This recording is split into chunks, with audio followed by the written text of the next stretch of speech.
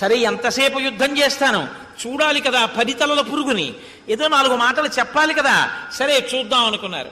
ఈయన్ని పట్టుకున్నారు, కర్రలతో కొడుతున్నారు, తాళ్లతో కట్టారు, ఈడ్చుకుంటూ రావణాసురుడి యొక్క సభామంటపంలోకి తీసుకెళ్లారు. విలువన్న వస్త్రం కట్టుకుని, ముత్యాల హారాలు వేసుకుని, స్ఫటికములతో చేయబడిన ఆస్తరణం మీద ఒక ఉత్తమమైనటువంటి ఆసనం మీద కూర్చున్నటువంటి ఆ రావణాసురుణ్ణి చూశారు.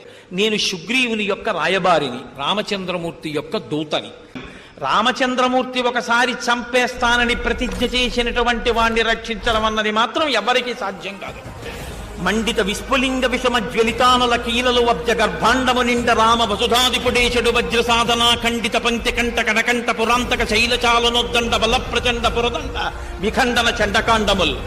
రామచంద్రమూర్తి వచ్చి తన బంగారు కోదండాన్ని నిలబెట్టి అక్షయబాణ తూణీరములలోంచి బాణములు తీసి వింటినారికి సంధించి విడిచిపెడితే తళ్ళు తలమనేటటువంటి మెరుపులతో లంకాపట్టణపు ఆకాశాన్నంతటినీ కమ్మేసి రాక్షస సంహారం చేస్తున్నప్పుడు రావణ నీకు దిక్కన్నవాడెవరు ఉండడు, నిన్నెవ్వడు ఆదుకోలేడు.